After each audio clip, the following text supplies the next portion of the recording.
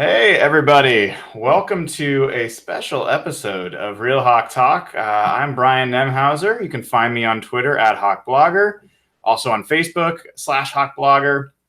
And you can find this podcast all over the place. We'll share all those in a second. If you haven't already, now is the perfect time to subscribe to the podcast on YouTube. Just click subscribe real quick. You'll get notified whenever we go live with new shows or anything else that comes on. Subscribe on your favorite podcasting app. iTunes is a good place. Google Play, Spotify, Stitcher, all that good stuff. But before we get into the news of the day, let me welcome in our softball champion. How did the game go today? At Real Jeff Simmons on Twitter. Jeff, how'd it go? It was good, man. It was our first game of the year. It was a little cold in Toronto tonight, so I'm surprised we were able to play, but we got a big win. I hit a triple, which for my speed is very, very rare. It's like George Fant catching a pass. Wow. So impressive. That was fun. But I was coming out of the game and I saw your text to us, and I didn't even know the news of the day. I didn't even see it. And I flipped on my Twitter, and then bam, now we got a show. Now we have a big show to talk about. We do.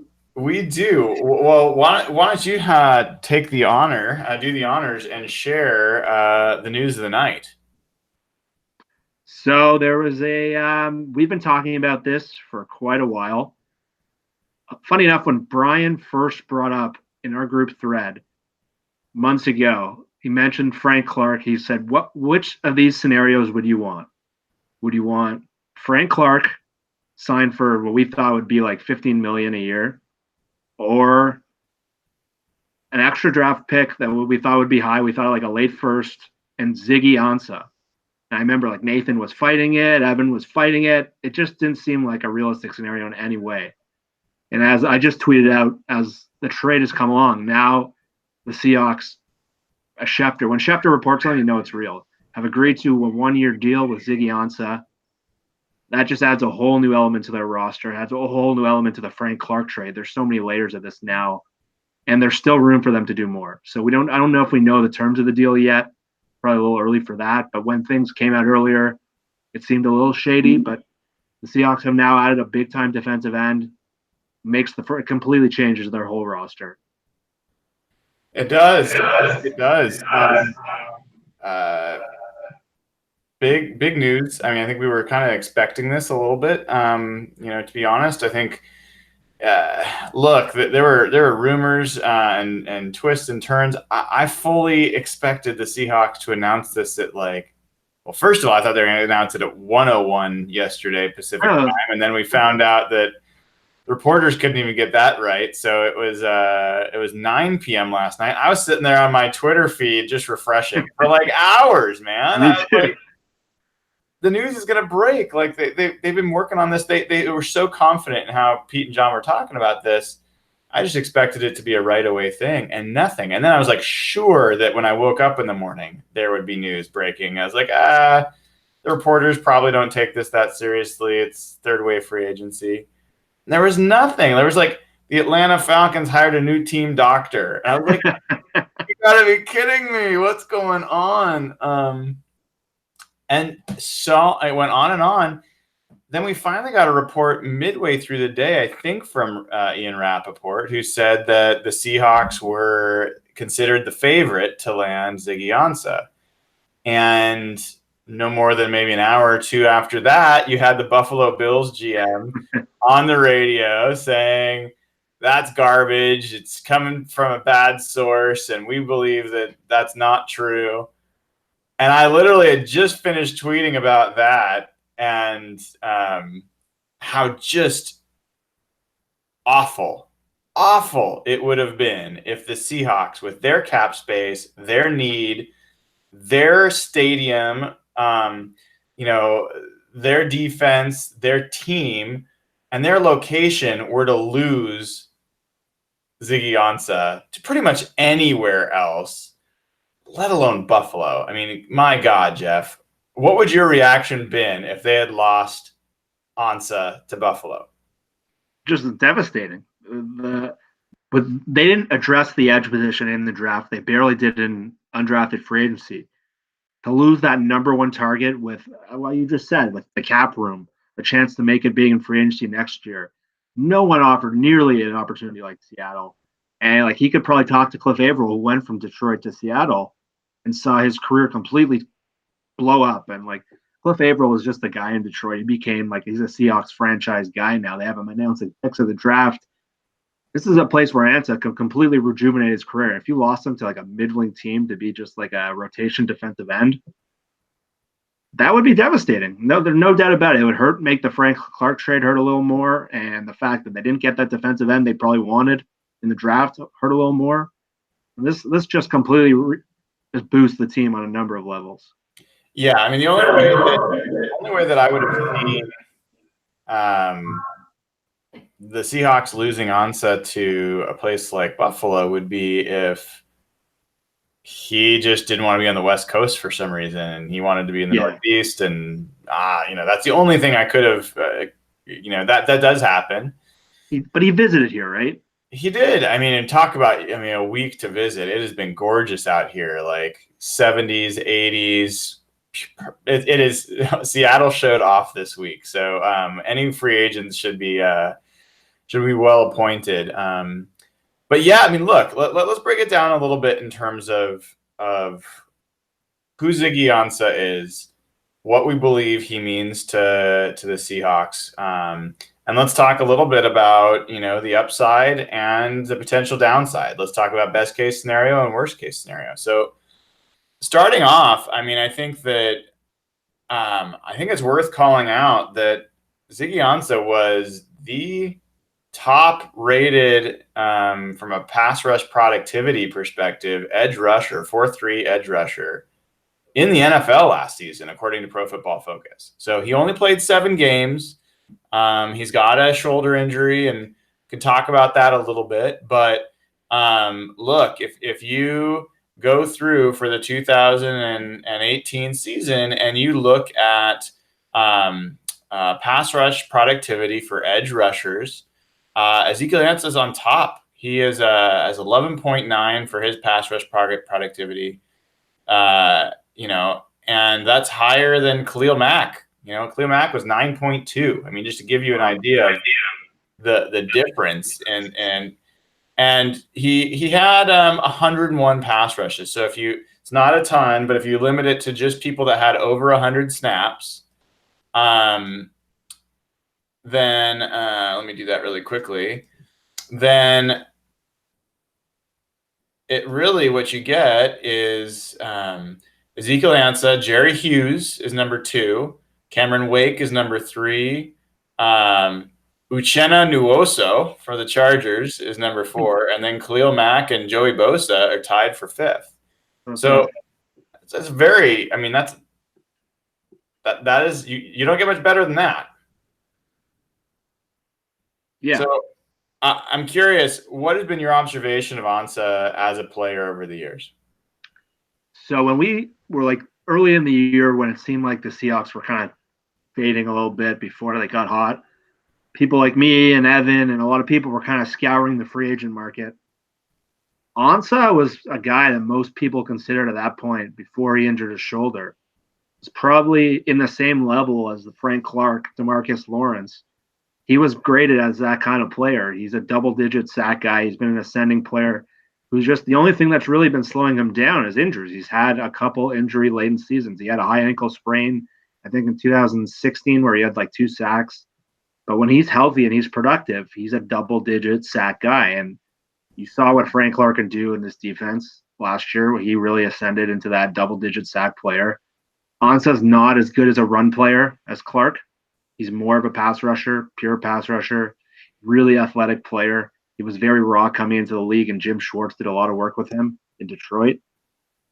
They've really developed him, and I remember there was a playoff game in Seattle where there was a pretty bad Lions team, but Ansah was into the backfield almost every play.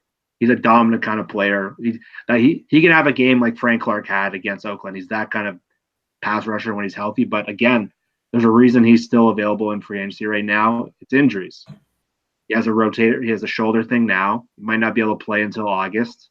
He had that ankle sprain. He's had some knee stuff. So the GM's quoted him as being like one of the tougher guys who they've had in their building because he's battled through a lot of stuff. But for him, it comes down to health because when he's a healthy player, he's a potentially dominant player that can get double-digit sacks.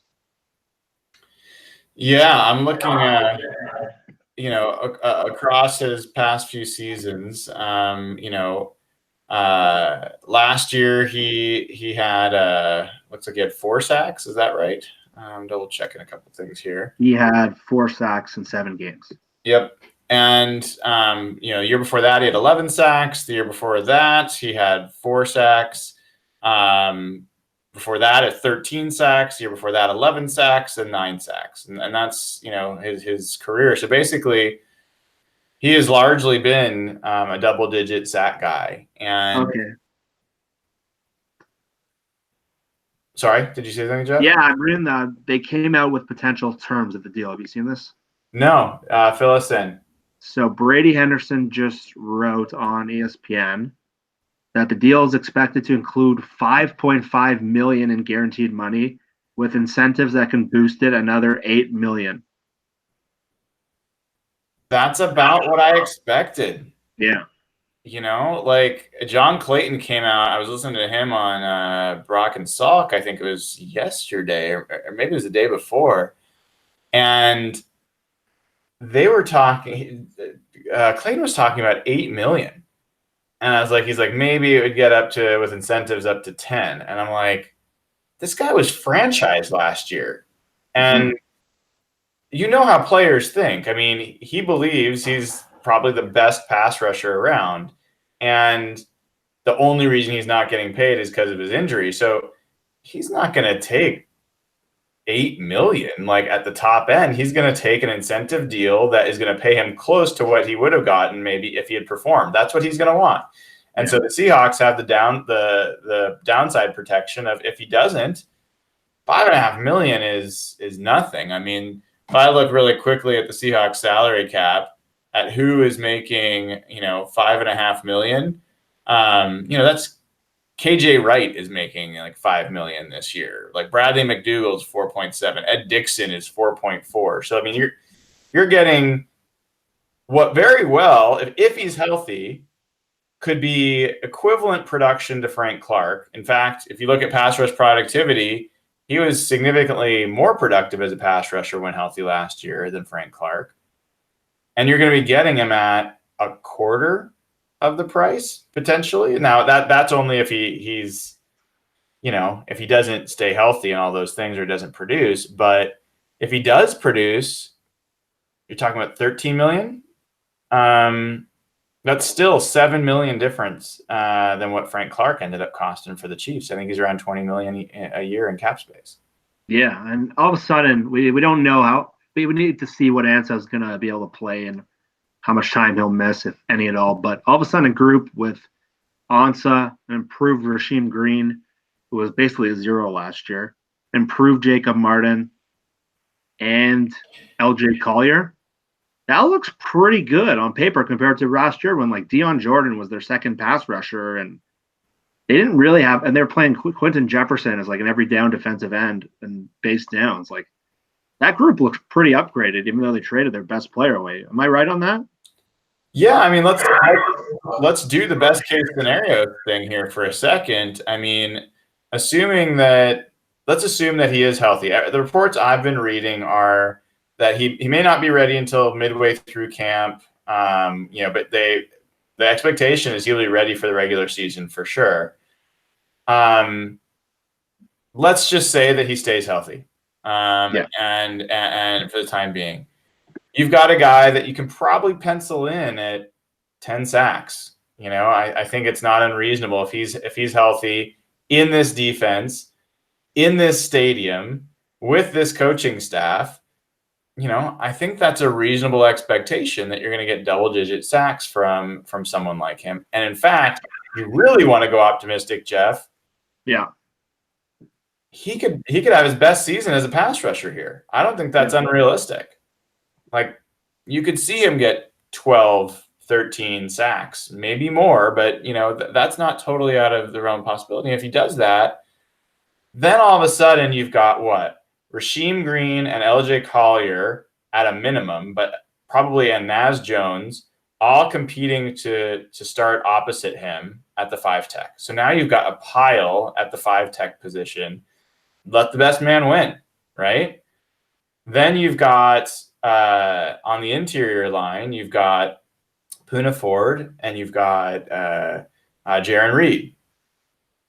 And I think that there's some pieces there. You've got Cassius Marsh as a rotational guy to come in nickel when someone like Green or Collier rotate inside in nickel situations. So now you start to have some pieces to play with. You're forgetting a big name, Jacob Martin. Jacob Martin as well. Yeah, I mean that's a great ad. So I mean, those are a lot of pieces. I don't think that they're done yet. No, they can add another edge rusher. There's a couple of guys they can probably get on the cheap. Shane Ray still out there, who's coming off a couple down years. I think Nick Perry might have been like their fallback plan if Ansah fell through, but they can still add him. You can get him on the cheap. But I think their next move is probably like a safer player, maybe like the defensive tackle to be that third guy behind Poona. I know we've seen a couple names mentioned, like Al Woods and Corey Legit. And I think a big name everyone wants in the UW is Danny Shelton. That's a common one that keeps coming up. I saw Jay Keeps mentioned they're not done yet, and he's pretty connected to what's going on around the team. So I think defensive tackle, probably a safer player to counteract the risk of Ansah. That's probably their next move on the line. Yeah, I mean, I have to say, like, I'm maybe the only person that looks at Ndamukong Suh and says that that's an obvious move for this team to make. I agree with you. I think the Seahawks are going to go outside and inside. I think they might go for another edge rusher, but I think they've got the cap space to spend to bring in a big name guy on a 1-year deal that would be incentive laden, and they'll walk away from him if they need to. And if that means that if he doesn't, it could be an Antoine Winfield situation where someone doesn't even break camp with them. Like if it doesn't work out, they'll walk away. But I think people really. I'm not a huge Ndamukong Suh fan, but this is a guy that if you look at his body of work, even in years where he hasn't, like last year, he wasn't considered a dominant player, and he's considered a guy that kind of played lackadaisical. He's one of the best run defenders in the game, and also was a pretty darn effective pass rusher when called upon. So I think that is not out of the realm. My ideal, Jeff, the rumors still are that Gerald McCoy is going to get cut from the Bucs for salary cap purposes. My God, if you tell me right now that they signed Gerald McCoy and pair him with Ansah and Poona Ford and Jaron Reed and Jacob Martin and Rasheem Green and LJ Collier, a lot of edge rush. Tell me how that's not better pass rush than we had last year. Oh, that's worlds better. The thing to watch on McCoy is that Jason Pierre-Paul might have had a season-ending neck injury. And they might alter their plans. They might have to keep him because of a pass rush issue. But at the same time, they might also have to cut him to clear room to sign more edge guys. So McCoy is ideal. I would like McCoy a lot more than Suh. I think he's such a better fit for this team. The same concerns you have with Suh are just not there with McCoy, who would be a great fit in that kind of rotational 4-3 defensive line, just go after the quarterback role. He was such a dominant interior, just like penetrator when he was going. But the big thing with Suh is I think I would take a shot. I'm with you, Brian. I know I was kind of against it at first. The more I think about it, he played like a dominant player in the playoffs last year because he had an incentive in his contract that paid him like an extra $2 million if they won 2 playoff games.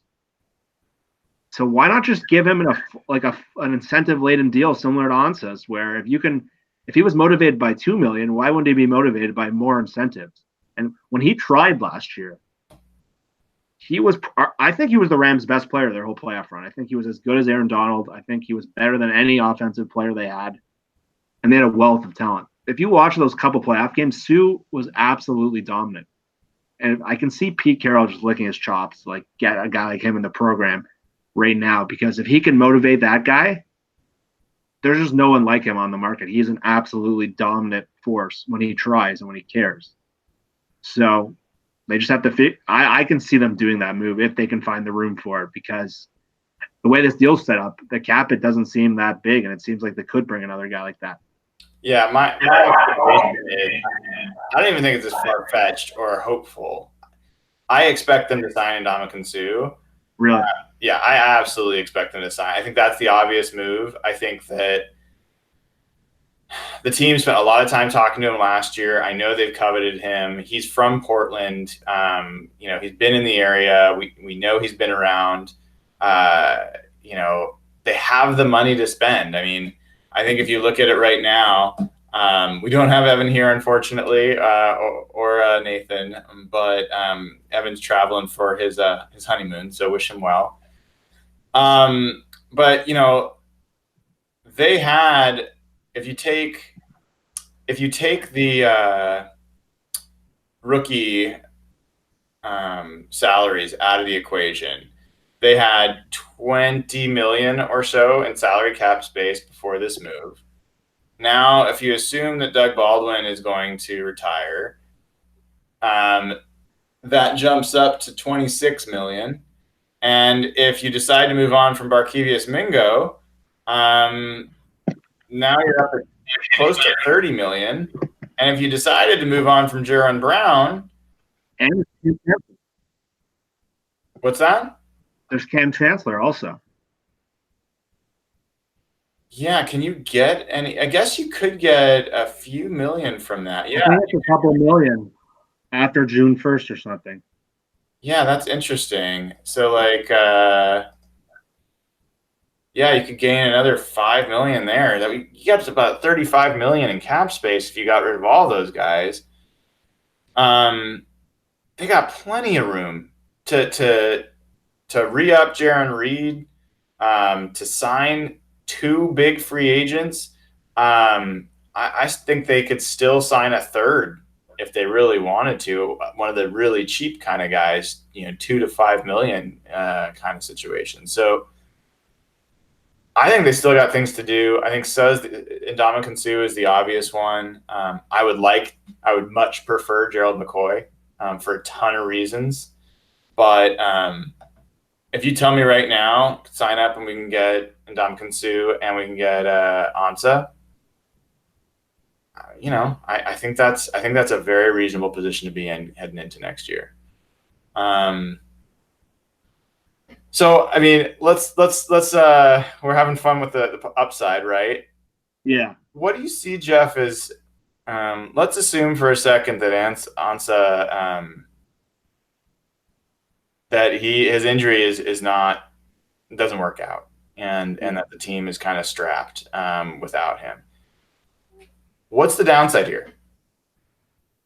The downside here is that the Seahawks haven't really done much at cornerback, and they lost Justin Coleman, and that the fact is that the good quarterbacks will pick the secondary apart. That's the downside. If they can't generate a consistent pass rush from Martin and Green and Collier and some of the new Marsh, that you saw what happened last year when Clark wasn't going, teams were throwing the ball pretty consistently. Well, the good quarterbacks on this defense. This defense was not good last year by every metric. They didn't really add much to the front seven in terms of proven pass rushers. Collier's a fun guy who's more of a power player than a speedy guy. But I think that's the biggest concern. They're still concerned who's going to be the nickel corner. There's 5 guys going for that spot. We don't know who's going to play at safety. So if the pass rush is a 0, essentially, and Ansah can't play, you're asking a lot of Trey Flowers and Shaq Griffin, and whether that's Akeem King or Ugo Amadi or whatever. those jobs become even more important. And we need you can't have like a guy like Flowers take a step back like Griffin did last year. There's all these numbers people that are now talking about how I'm not bashing them, but there's a lot of compelling evidence that coverage is actually more valuable than pass rush. And if there's no pass rush, it puts a large emphasis on coverage. And we all asked them to upgrade a corner this year. They're basically going with their guys. So that's to me is the downside. Yeah, I mean, you end up in a situation there where someone like Rasheem Green potentially has to step up, or Cassius Marsh has to step up, and maybe Jacob Martin. Although I really have a hard time seeing him, in a base defense kind of situation. I just don't think he's got the build for that. He's a nickel edge rusher. Marsh, I think people forget, was actually a decent player against the run. He even played some interior line for the Seahawks when he was here. Mm-hmm. And yeah. Well, there's still like Jefferson and Naz Jones. Like those guys can play 5-tech a bit. Those guys can definitely play 5-tech, but as far as Leo, yeah, you don't want that. Yeah, I don't think they can do that. And Marsh is a guy that we haven't talked much about because he's really he's not. You don't want him to be your main guy, but he had 5.5 sacks last year. That's not nothing. And from a pass rush productivity perspective, Marsh is. I'm just taking a look here. He's roughly equivalent to Shaq Lawson on Buffalo or Shaquille Barrett on Denver, or Nathan's favorite name, Robert Quinn. Oh, yeah. Cassius Marsh was roughly equivalent to Robert Quinn as a pass rusher last year. So, and in more snaps, and he had more snaps. So, I think he was a better pass rusher than Marcus Davenport, who got a lot of pub for, or Whitney Merciless on Houston. So that's a guy that could play a role if you really needed him to, but God, he's much better as a rotational guy. So, I mean, I think the argument could be made that if you really are worried about Ansah's shoulder, that you might be smarter to double up on, another veteran edge rusher that you could count on. Who would be your next choice after Ansah as a potential additional free agent signing? And I can give you some names if you need them. Yeah, sure. Let's run through the names. So you've got Shane Ray. You've got Nick Perry. You've got I'll pull up a couple others, but let's start with those two. I think of the two, the match with Ansah, I think I would choose Shane Ray. I know he hasn't been productive at all the last 2 years. I think his stats are down to 2 sacks a year. And maybe Perry's got a lot more upside, but I think just to kind of mask the risk, the biggest thing with Perry is he just hasn't been durable at all. He's battled through almost more injuries than Ansah. And I guess to counteract the risk on Ansah, I would probably take more durable player. I don't know if that's the smarter move there, but that's probably would be my next move. Yeah, Shane Ray, his size is interesting. I mean, he's 6'3", 245, so he's definitely profiles more like classic Leo for the Seahawks. He's not as long as you'd want, and I don't know how he'd hold up against the run, but I think Ray would be the guy that I'd be most interested in. I was interested in Perry. I saw there's times where he was a real load to block, but one, injury-wise, I think doubling up on another injury risk seems unwise, especially when I don't know that Perry has significantly higher upside there. When I looked back at his pass rush stats, he was actually not nearly as good of a pass rusher as his sack numbers indicated. He was a guy that seemed to get some sacks, but was pretty low on pressures and hits. So I think Ray would be a more interesting sign there. Other guys that are out there, there's Connor Barwin, there's Matt Longacre. You could look at someone like, I don't think Jamie Collins makes a bunch of sense, but he's out there. Andre Branch, who I've never been particularly enamored with. I've always liked William Hayes, but I know he's coming off a big injury, and he's 34, so I don't know if that makes a bunch of sense. Dion Jordan, we've talked about here before. Yeah, I think I'd rather just give the snaps to guys like Green and Marsh. Almost, I'd rather Marsh over most of those guys, right? I think so. I mean, I kind of like Matt Longacre. Maybe not logically, but I liked what I saw from him on the Rams line, and it's a little hard in LA to know with Aaron Donald how much he's creating opportunities for those guys versus those guys really being talented enough to earn it. But I'm checking what PFF has for Longacre. But yeah, I mean, if you had to choose between Ansah and another edge rusher, or Ansah and a defensive tackle, which way would you go?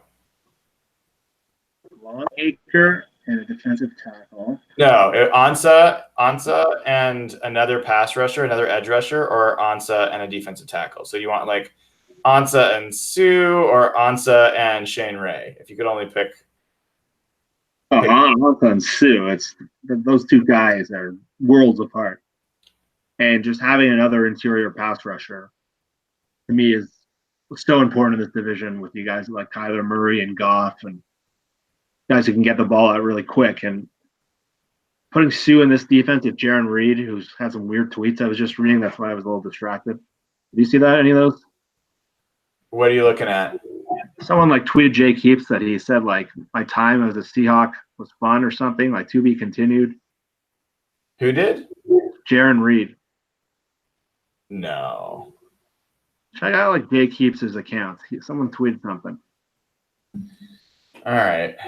We'll do a little on-air Twitter search here. So I almost asked Jake on the show tonight, but I think he's got his own show going on.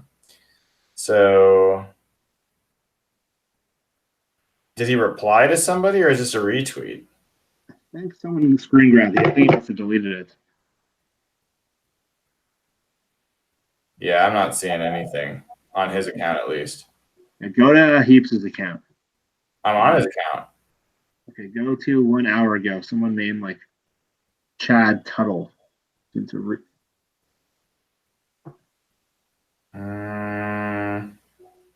I'm not seeing anything. You sure you're on a real Jake Heaps account?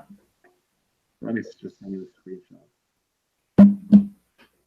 This must be fun for our listeners. All right, they want to know.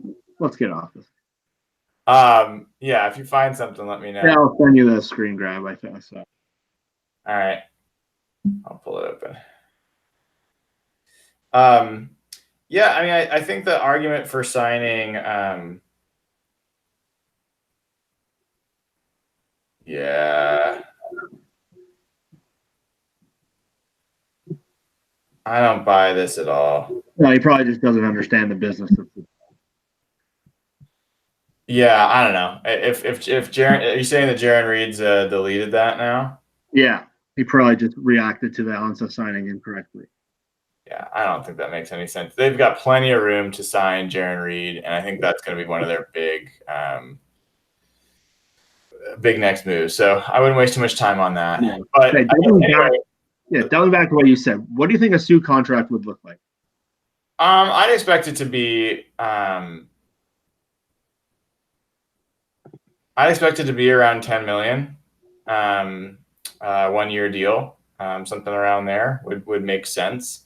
I think the Seahawks would probably want to do something that was incentive laden, so he had to earn his money, and so for Sue, it's a little bit harder because he's healthy. The difference and the reason you could pressure someone like that into taking an incentive deal is he's still available. There's reasons that's not like other teams have been clamoring to have him on the team. So they need to do something like, I think the base would probably be 7 to 8, and maybe they'd do incentives up to 10, 11, 12 even. I mean, let's say it got up to 12. You're talking about 12 for him, as much as 13, 14 for Ansah. That's 27 million. you've still got like, millions to play with if you decide to, cut some players. So, and then, depending on what they do with Jaron Reed and how they structure his deal, they're going to want to leave space to make sure that they can prorate us, some of his deal into this year, most likely. So, yeah, I think they can do both of those. I mean, what number makes sense to you? I would say pretty similar to the Ansah contract, probably a higher base. And the thing for me would be really important is just the incentives, because you saw last year he is motivated by money. Sue's been like a guy who's been like tight with Warren Buffett in Miami, and in LA he was like had all these business deals, and he is motivated purely by money. So as much incentives as you can, because Sue completely turned his game on just to make that $1 or $2 million bonus. So if you can give him like a $5 million incentive or a $7 million incentive, just picture what kind of thing that could do for him. And then all of a sudden you got all these potential guys for Seattle. Now, if Ziggy blows up and someone signs him, there's a third comp pick next year if Sue signs. So these deals, like you're trading Clark away, just keep rolling in and giving you more and more. That is a fantastic observation. Let's make sure people understand where you're going with that. So you start with Frank Clark, who was set to, on a franchise tag, made $17 million, and if you signed him to a long-term deal, it was going to be 20. Like, he's making 19 to 20 million a year for 4 or 5 years from this point forward. So that's where you were to start with. Now you trade him away, and you get a first-round pick and a second-round pick, right? With that, you've got LJ Collier, and you've got whatever the second-round pick is next year, right? We'll forget the trades of the third-round pick. It doesn't really matter in this case. So you've got LJ Collier. You've got a second-round pick next year. You also now have salary cap space. They have spent, let's say, $13 million of that salary cap space on Ziggy Ansah. If Ansah blows up and has a great year this year, you can be sure he is going to get a top-end free agent deal next year. So now you're going to get a third-round comp pick for that money. So now you've got Collier, a second-round pick next year, and a third-round pick in 2021. You also could now spend more money on someone like Sue. And if he blows up and he plays well enough to get another good deal next year, you could get, I would say, most likely a fourth rounder at best, knowing what his market would be. But still, you start with Clark, you start with that money, you end up with Collier, a second, maybe a third, and a fourth.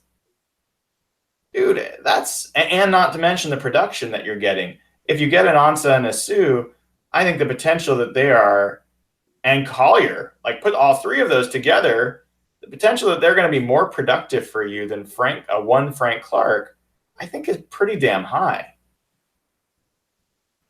And that's the kind of deal that we've been clamoring for John Schneider to do, and why the Earl Thomas thing was so frustrating, and the Sherman thing was a little frustrating. And I think when we wrote that article months ago, things Seahawks need to do, and one of Nathan's main takeaways is they need to get ahead of when to give away players. And this could not have worked out better. When D Ford got traded, we thought Clark would be traded for like maybe a second. So turn Clark into all this that keeps rolling and keep rolling, and just gives you the financial flexibility to sign your quarterback and do all these moves. This is John Schneider's best work in a long, long time. And these moves just keep adding up and keep making his offseason look better. Yeah, I mean, is it just me, or does this have echoes of the 2012 pre-2013 offseason? Not at all that I'm saying that they are now set to be a Super Bowl contender. We can have that conversation in a second. But, to have a top-tier pass rusher like Ansah available at this point in free agency and available to be signed like this, on one hand, you can say there's a reason for that. He's high risk. If everyone was sure he was going to be good, they would have signed him. The other hand, the Seahawks happened to be the team that had the best situation for him. He can pick. He had 3 or 4 teams from all reports that were at least interested, and could have been more. He ends up at Seattle, and he ends up with a $5.5 million guaranteed deal. That sounds a lot like the $5 million 1-year deal that Michael Bennett signed, or the $7 million 1-year deal that Cliff Averill signed. And we know how that turned out. Yeah, it's very reminiscent of that. They kind of fell through in the market, and Seattle was just there to pounce. And I was looking at the roster right before we did the show, and they don't have the frontline players that those teams did. That probably will never have that kind of number of frontline players, probably ever again. But the depth of this defense and most spots on the roster, especially defensively, the depth is really, really interesting. Like the 11 draft picks and kind of the guys they brought in, there's a lot of interesting battle. There are 5 or 6 deep at linebacker right now. They just have a lot of guys. One injury last year had such a domino effect. And you had guys like Calitro playing and Mingo and Tedrick Thompson was your only option of free safety. There's just so many interesting options on this team. There was rave reviews out of those 2 linebackers last week at rookie minicamp. There's BBK and the 3rd-round pick Barden, who seems pretty interesting all of a sudden. The safeties, you got the new nickel back from Oregon who's going to play some free safety, Amadi and Delano Hill and Blair, who was a lot of our favorite picks. That group looks a lot more interesting than just Tedrick Delano and McDougald with a couple special teams guys. And we mentioned all those young edge rushers and pass rushers. That's 3 levels of defense that are a lot deeper than last year. And the receiver room looks a lot more interesting, even with Doug possibly not playing. The running back room is loaded again. This is a very interesting roster. If the offensive line keeps growing, and we mentioned they're almost 10 deep now too, with Haynes there and Upati there and Fluker's back. This team is really deep. There's going to be guys who get cut from this team that are going to play elsewhere, kind of like those years you mentioned. Yeah, I'm curious what your thoughts are, because we also had some interesting pairs of news go on there, right? So Pete was glowing about Ben Burke-Irvin and about Cody Barton during rookie minicamp, said that they clearly on pace to be able to play any of the linebacker positions, maybe not right away, but over time. Ken Norton Jr. was glowing about them, just how there's only so much you can show, but they're very, very positive about those guys. Now, at the same time, you have a report come out from Omar Ruiz that Bobby Wagner is interviewed saying he's preparing for his last year with the Seahawks. He's preparing as if it will be his last year with the Seahawks, and he's going to go out with a bang. What's your take right now on whether Bobby Wagner is going to get re-signed? I'm still of the belief he will. I think trading Clark basically opened the door for that. And I think just how Pete and John talked, it seemed like the guys they were going to invest in was Bobby on defense and Russell on offense. I know Nathan has wanted to get rid of him, and I know there is value if these young linebackers can play. I think they hedged a little bit, but I still am of the belief that they're going to find a way to – they cleared the cap room. They don't have a lot of money coming in terms of big signings next year. I think they're going to get him locked up. I know the CJ Mosley deal has complicated things. Bobby is representing himself right now, so that makes things a little more complicated than dealing with their traditional agent. But I can see why Bobby is saying that. He's seen pretty much everyone he's played with in the Legion of Boom years leave the building, essentially. And KJ is pretty much only back for 1 year. But I'm still of the belief that they have room to invest big in one more player, and I think it will be Bobby. Are you on the same page, or are you thinking it might be time to bring these young guys?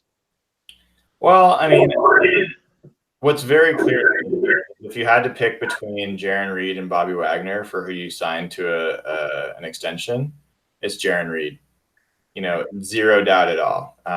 Younger, tougher position, more important in terms of what the team needs, getting an interior pass rush. I just think Reed's a guy that you make sure that you lock up now. And that's why I know there's some folks been sharing the tweet out of what Jarran Reed said, or the implication that he thinks he's gone. I think there's zero chance of that. I think he's their top priority after, in terms of who they're going to lock up next. Now, with the Bobby thing, I don't know. I would say my instinct is that they're going to re-sign him. I mean, it wasn't that long ago I was seeing him and the Schneiders and how close they were, and I know it's a business and personal stuff separate, but I don't know. I think there's a really tight knit family there, and I think that Bobby has been all class all the time.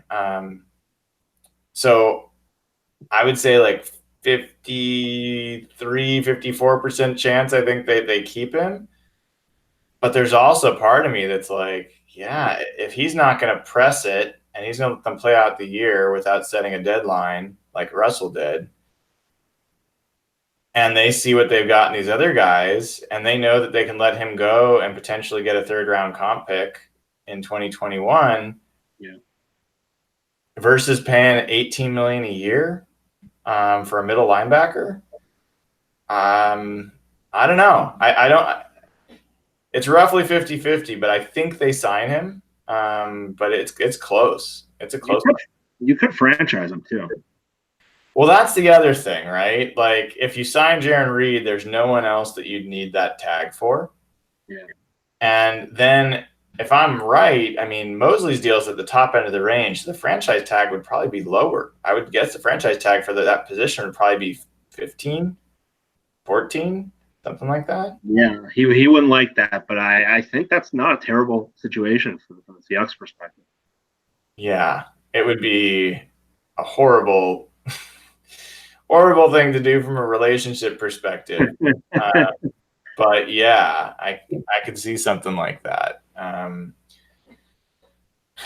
So yeah, I mean, there's the Bobby news that came out. We also didn't have a chance to talk about just rookie minicamp in general.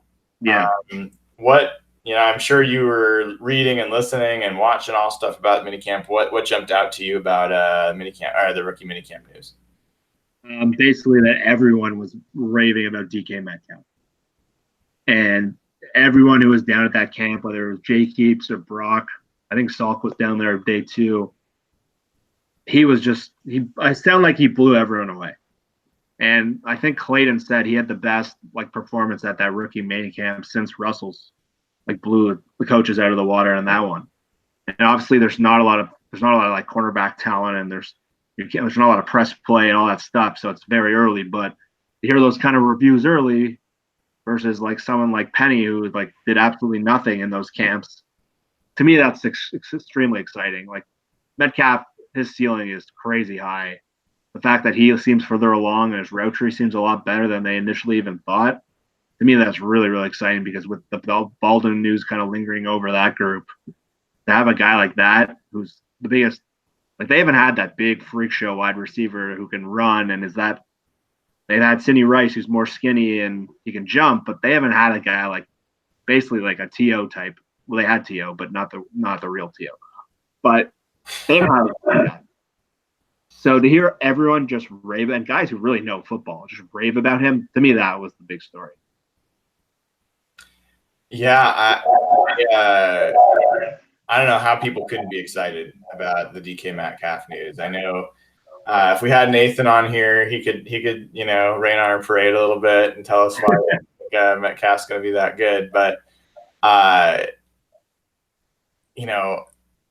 it's interesting. When I wrote my morning after article about the draft and about his selection in particular, I knew I was going to get a lot of heat, but I wrote that in my mind's eye, what I pictured in a perfect world is even if he's got a limited route tree, he's got the body and the skills and the athletic ability to run similar plays to what Calvin Johnson ran, and just be able to out-muscle and out-leap guys down the field without necessarily having to get a lot of separation. And predictably, I got people like, you're crazy. Why are you making even that type of comparison at all? And I get it. I'm not saying he's Calvin Johnson. But since I wrote that, I honestly had not heard that from anybody else. That's just who came to mind for me. I heard Hugh Millen go on and on and on, and he talks about Calvin Johnson, and that's the name that really comes to mind. I've read other articles that compare him to either Calvin Johnson or Josh Gordon is another one that's come up in a few different places. But the Calvin Johnson compare, I think, is worthwhile Not that he's going to be exactly what Calvin Johnson was. That guy was, 6'5" and 250 and ran the same speed as Metcalf did or something close to it. So, I mean, he was a total freak. But Johnson had a pretty limited route tree. He ran goes, he ran some slants, some comebacks, and he was just a total dominant force at that position. And if you have someone that, let's say that they're even like 60% of what Johnson was, and you put that across from Tyler Lockett, and you've got, you've got Gary Jennings, who didn't get to practice this time. There was another name, and I'm spacing on him, maybe but it was another slot receiver that did practice that had basically the same size profile as John Ursua, who also couldn't practice. Slot receiver, and everyone was raving about him. He was getting all sorts of separation. Harry Wright. Is that right? Yes, good play on word. Yeah, so I mean, he has the same body profile as Ursua, but he's actually faster than Ursua. So anyway, I just think that could be a really interesting there, and I think people have no idea what to expect, and that's freaking awesome. Like, that's gonna be fun. Yeah, that room is just loaded with like fun pieces. Where like David Moore, I remember we had a conversation last year, like where we were trying to break down his ceiling, and when he was really starting to like peak midway through the season, you add him to a group like this, and then all of a sudden, not only do you have crazy competition, there's a lot of options that they can develop. When the last couple of years, the bottom of their receiver group has looked pretty terrible, whether it's been like Brian Walters or just guys who've been like fizzling around the league quick. And like people, do you think they bring back any other guy like a Jermaine Kearse, or do you think they roll with these young guys? Yeah, I don't think that they spend the money there. I mean, I think if we even open it up broader, then like we talked about the defensive line, defensive end, there's a possibility to double up on another defensive end after they got Ansah, like Ray or whoever else. There's the defensive tackles. We've talked about options there. But then you say, okay, what about everything else? Everyone else? There's some names I think Eric Berry deserves at least a discussion. I know that he is most likely, probably 90% likely. He's probably never going to play again, or never going to play close to what that's probably the most likely scenario. Yeah. For a guy he was Earl Thomas good, or pretty damn close to it. Yeah. And he's available for what will probably be almost nothing guaranteed. And at a position that you have significant questions at, what's the harm of bringing in someone like Barry? There isn't.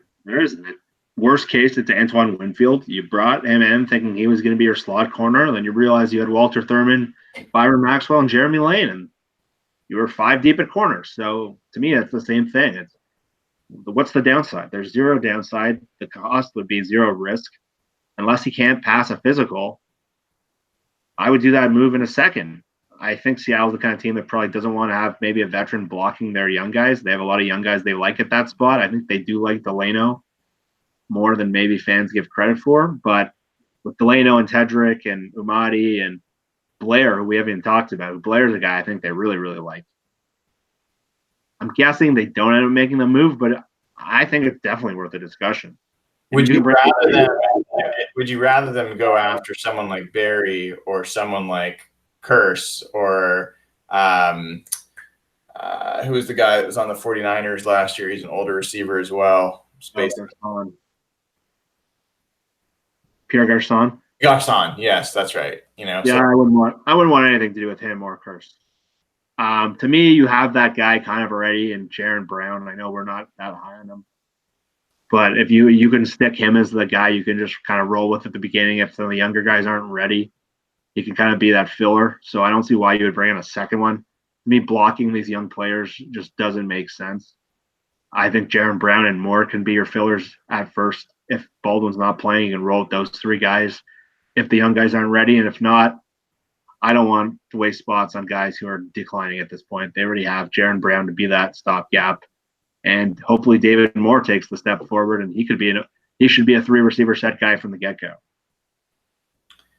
Yeah, I'm looking through the list here at some other names. I mean, getting back to defensive tackle, there's Corey Leggett, who I think is an interesting name, and I know he's made a visit here. Muhammad Wilkerson's an interesting name.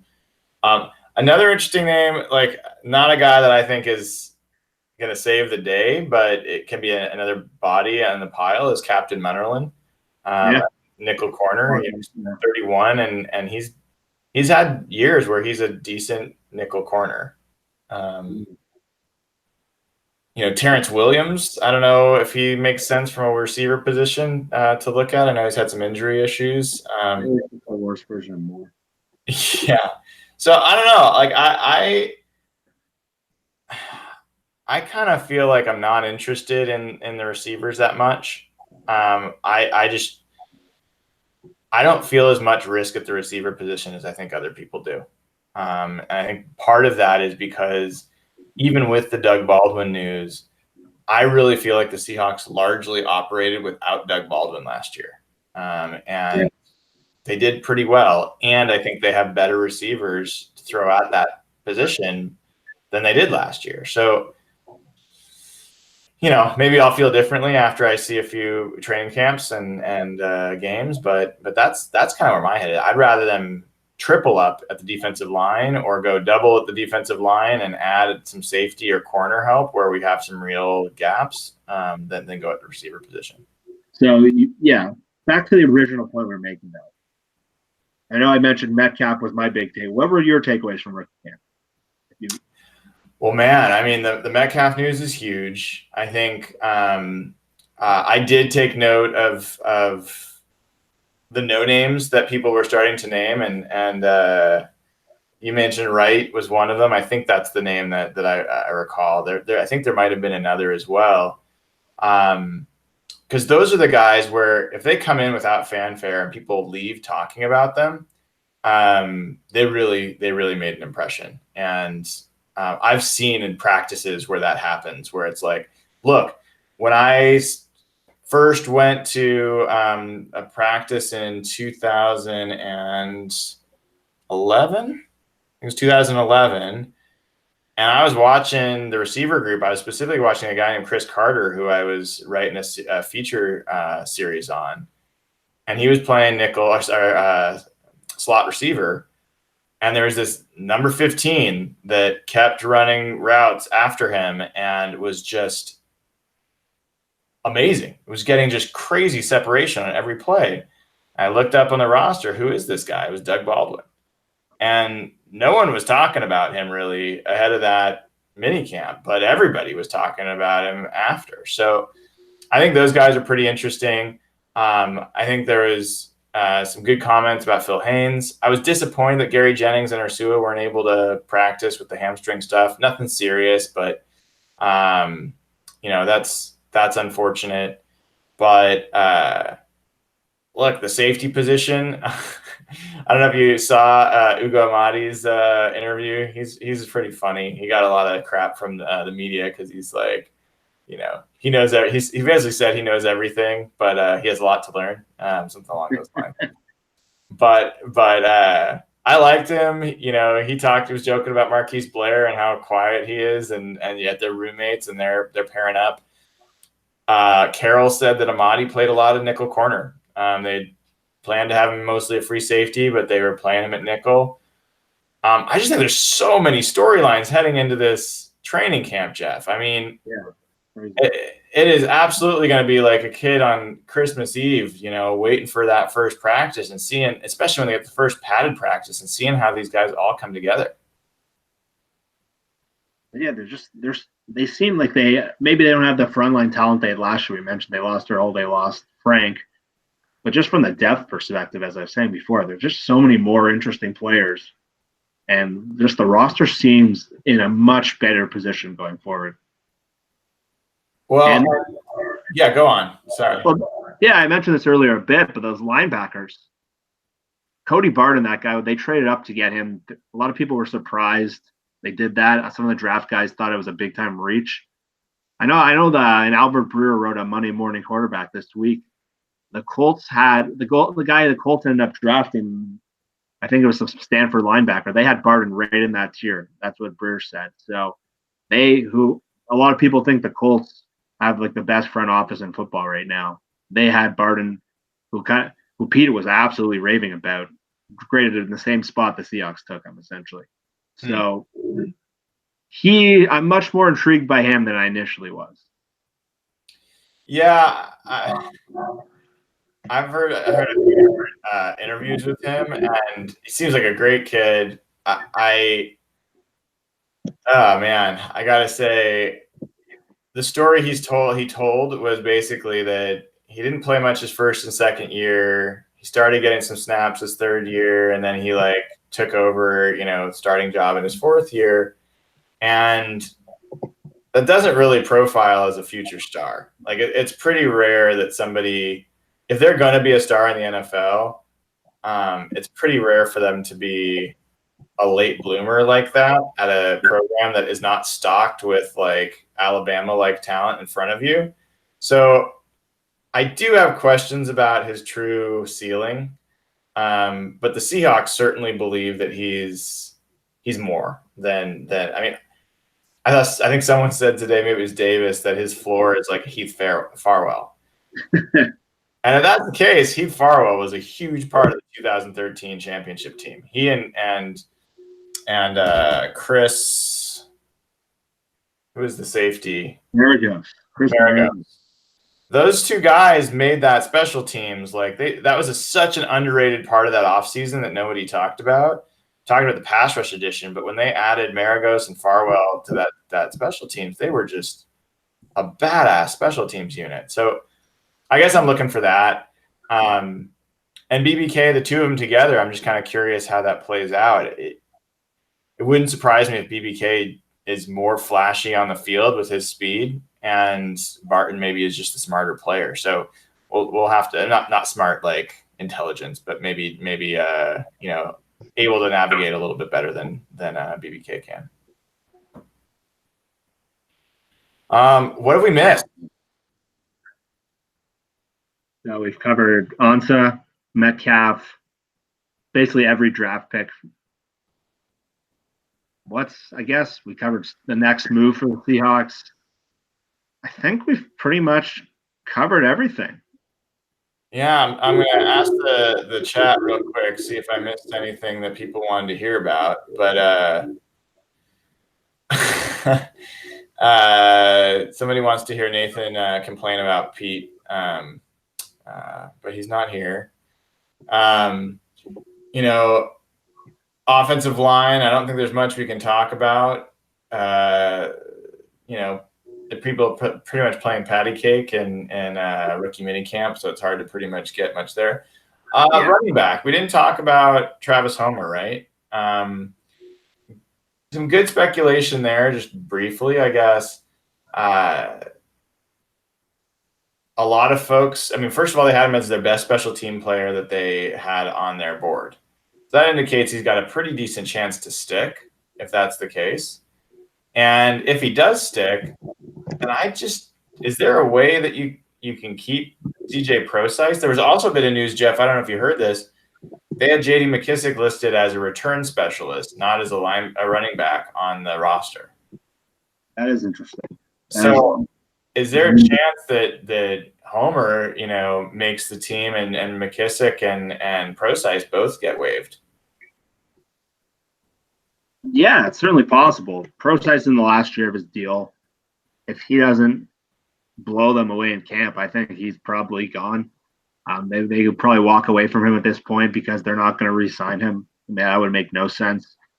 I think it's McKissick versus Homer for that last third down spot, third down back. They got Carson, they got Penny, and Homer probably fills that Mike Davis role probably a little better than the other two. And based on that they've traded back into he was one of their final draft picks. I think it's him versus McKissick for that last spot on the roster. I think Prosise has to pretty much blow the team away to make the team because based on durability, based on his contract status, he's a long shot at this point. And Homer, do you agree with that? I do. It pains me to say it because I know that I've gotten a bunch of crap for it. I don't really care. I think Prosise is going to be an impact player still, when he's able to get on the field, and people can laugh about that. But look, he still has not had an injury to me that is like a career-threatening, chronic kind of injury. He's had a lot of nicks, and I think he's an explosive player. So I just look at it from a roster management standpoint, and I'm like, even if he just balls out in training camp and like plays fantastically, if you've got a guy under contract, under club control for the next 4 years at a cheap price, and he's one of your best special teams players, and you got Prosise, who may have way more upside as a running back and receiver out of the backfield, but is not a special teams player, and you have not been able to get him on the field, I just don't know how you could make the decision. Oh yeah, I'm just gonna maybe you put Homer on the practice squad if you think you can sneak him there. That's not. I mean, running backs are not particularly hot commodities. You could probably stick Homer on the practice squad, but it's hard for me to paint a path where Prosise lands on the roster this year. Yeah, that's the Homer pick kind of sealed that essentially, and I think McKissick is a guy that they have underutilized, and I would like to see them use him more in the passing game. You saw like the kind of play he can make in that San Francisco game where he should have had that massive conversion that was negated by all those penalties. So I would like to see the way for him to keep him if they can use him more in the passing game. But if Homer's a better pass protector, similar skills receiving, yeah, it's definitely possible you can walk away from both. And there's still Bo Scarborough. I don't know if he's more like backup depth for Penny. He was a pretty impressive college player, and the Seahawks pounced on him off a couple practice squads. So it's a really interesting group. I think the first two guys on the roster are obviously locks, and then some really interesting names for the third and fourth spot, if there even is a fourth spot. Absolutely. It's going to be a hell of a training camp. I'm really looking forward to it. I think the rest of this week is going to be interesting. I don't know how this is going to play out from a timing perspective. I expected a lot more just bang, bang, bang right after the deadline. We've got basically the first domino has fallen for this third tier of free agency, Jeff. I think before the last thing I'd ask before we wrap up for the night is, what's your prediction? What do you think, if you had to bet on it right now, what do you think the Seahawks do in this last wave of free agency? If I had to guess, my guess would be another edge rusher in the Ray Perry mold, along with a run-stuffing defensive tackle. I'm still hoping for Stu, but if I had to make a prediction based on kind of how they've done things in the past, that would be my guess. I think it slow plays a little bit. I was like you. I was hoping that things would kind of just go off crazy like the first wave of free agency that everyone was waiting for. And it was slow as hell. All day was basically nothing. Basically no moves around the league were made. So if I had to guess, if Charlie be that, they Charlie killed two spots in one. If it was up to me, and what I'm hoping for is that Stu is their next move. And they do it tomorrow. Yeah, I think that's the most likely. Part of me thinks that this is going to drag out a little bit longer. If there's a chance that Gerald McCoy is going to free up, the Seahawks may play a slow game here. I think they've got some options at defensive tackle. We've talked about Legit. We've talked about Danny Shelton. They've got some different ways that they could go there. So I wouldn't be surprised if this takes into next week before we see what they do, but they're going to sign another defensive lineman. I would bet a good chunk of change that they're going to sign another defensive lineman. And then the question to me will be whether they sign a third. And I don't think that's out of the realm of possibilities. They have the room to do it, and they have the spots on the roster to do it. Yeah. So Look for them to sign at least another defensive lineman. Look for them to start locking up Jaron Reed. I think that's another one that they could potentially do. And then, man, we're going to be slip sliding into mini camps, and then training camp is not that far away, end of July. We're going to have a bunch to talk about as that stuff builds up. Yeah, the Ansah news just kind of really invigorated the Seahawks fan base tonight. There's so much going on now, and all of a sudden the Seahawks are going to be the talk for a while because they still have room to do more. And this is kind of usually the dead period in the season, but there's going to be lots of mini camps coming up. The rookies and the veterans are going to start playing together, so there's going to be a lot of stuff to read about, a lot of stuff for us to keep talking about. So it's usually a dead period in the schedule, and the fact that the Seahawks keep making news is really fun right now. It is. Well, hey, Jeff, thank you for rushing back from your softball game and staying up late with us tonight as usual. We're going to wrap for the night. If you haven't already, make sure you subscribe up here on YouTube or on Stitcher or Spotify or Google Play or iTunes. And then we will be back in a couple of weeks, hopefully with the rest of the crew back in tow. And we'll have a lot more to talk about with whatever signings come. Who knows? If you're subscribed, you'll find out if we decide to go with another ad hoc show in between. And this is the perfect time to sign up at patreon.com, patreon.com/hawkblogger. Join the crew, and we'll be happy to have you join our private Facebook group and all that good stuff as well to talk more with the fellas. So thank you all for joining us tonight, and go Hawks. And